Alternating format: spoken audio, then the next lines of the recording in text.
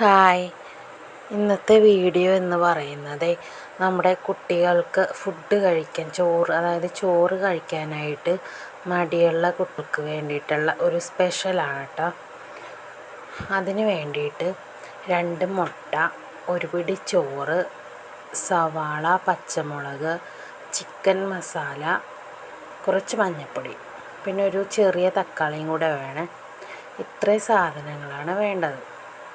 അപ്പം ഞാനിവിടെ സവാള അരിഞ്ഞു വെച്ചു, പച്ചമുളക്, തക്കാളി എല്ലാം കൂടി അരിഞ്ഞിട്ട് ഒരു ചെറിയ ബൗളിൽ ചോറ് എല്ലാ സാധനവും കൂടെ ഇട്ടിട്ട് ഇളക്കി, അതിന് ശേഷം 2 മുട്ട കൂടി പൊട്ടിച്ചിട്ടു.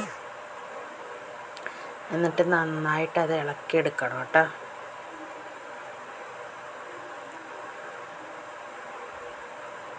ഇത് കുട്ടികൾക്ക് ഭയങ്കര ഇഷ്ടപ്പെടുന്ന ഒരു ഫുഡാണ് കേട്ടോ. മുട്ട വറുത്തത് പോലെ തന്നെ കഴിക്കാൻ പറ്റും.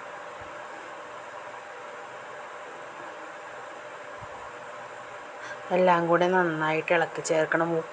ആവശ്യത്തിന് ഉപ്പ് ഇടണം. അതിനുശേഷം ഒരു പാത്രത്തിൽ കുറച്ച് എണ്ണ ഒഴിക്കണം.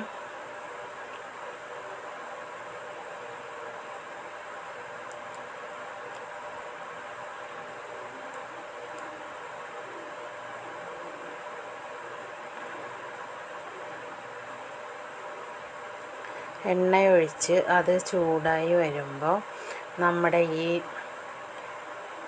മുട്ട കലക്കി വെച്ചിരിക്കുന്നത് അതിലേക്ക് ഒഴിച്ചു കൊടുക്കണം.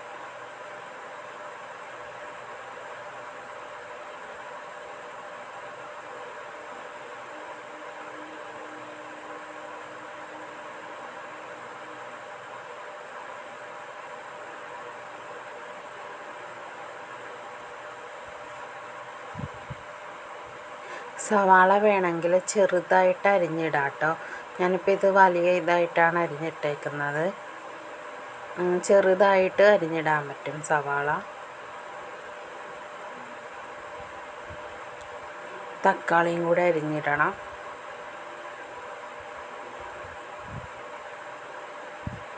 ഞാനിവിടെ ഒരു പിടി ചോറാണ് കേട്ടോ എടുത്തേക്കുന്നത്. അപ്പോൾ അതിൻ്റെ ചോറിൻ്റെ ക്വാണ്ടിറ്റി അനുസരിച്ച് ബാക്കിയുള്ള സാധനങ്ങളും വ്യത്യാസം വരുത്താം.